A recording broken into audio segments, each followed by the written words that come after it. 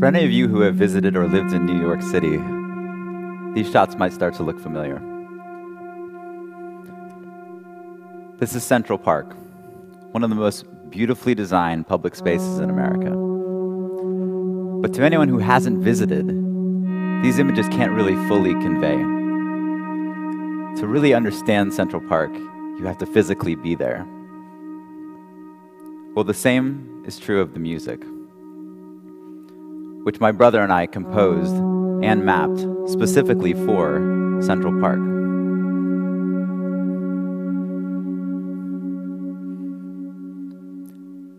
I'd like to talk to you today a little bit about the work that my brother Hayes and I are doing. That's us there. That's both of us, actually. Specifically about a concept that we've been developing over the last few years, this idea of location-aware music. Now, my brother and I, we're musicians and music producers. We've been working together since we were kids, really. But recently, we've become more and more interested in projects where art and technology intersect, from creating site-specific audio and video installation to engineering interactive concerts. But today, I want to focus on this concept of composition for physical space. But before I go too much further into that, let me tell you a little bit about how we got started with this idea. My brother and I were living in New York City when the artists Christo and Jean-Claude did their temporary installation, The Gates, in Central Park. Hundreds of these brightly colored sculptures decorated the park for a number of weeks.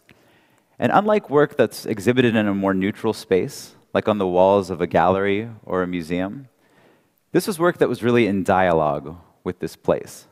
And in a lot of ways, The Gates was really a celebration of Frederick Olmsted's incredible design. This was an experience that stayed with us for a long time. And years later, my brother and I moved back to Washington, D.C., and we started to ask the question, would it be possible, in the same way that The Gates responded to the physical layout of the park, to compose music for a landscape? Which brought us to this.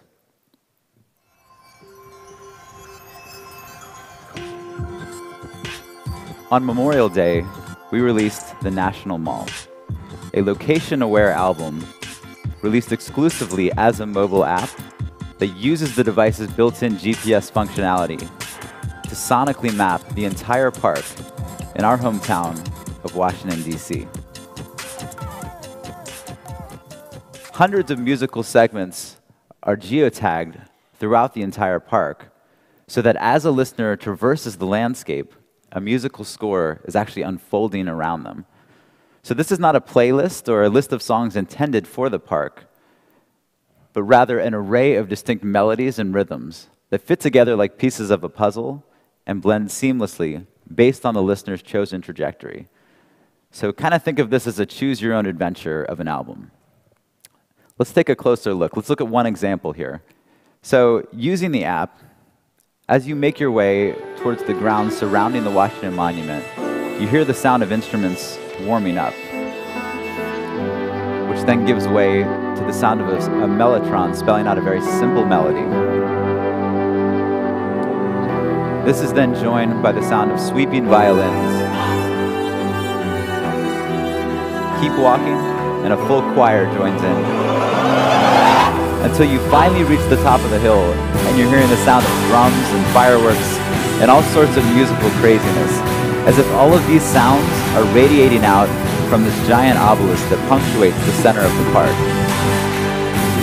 But were you to walk in the opposite direction, this entire sequence happens in reverse. And were you to actually exit the perimeter of the park, the music would fade to silence and the play button would disappear. We're sometimes contacted by people in other parts of the world who can't travel to the United States but would like to hear this record. Well, unlike a normal album, we haven't been able to accommodate this request.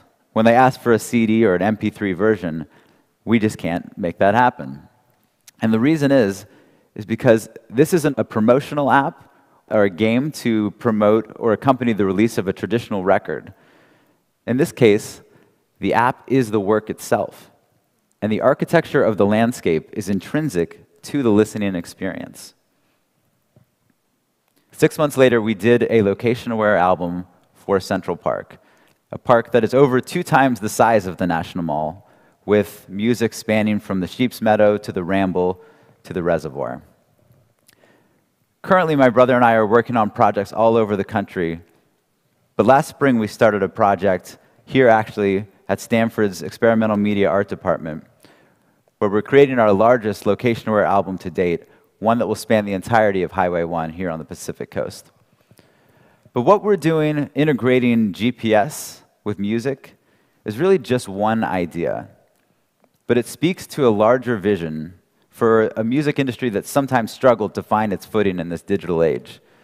That they begin to see these new technologies not simply as ways of adding bells and whistles to an existing model, but to dream up entirely new ways for people to interact with and experience music.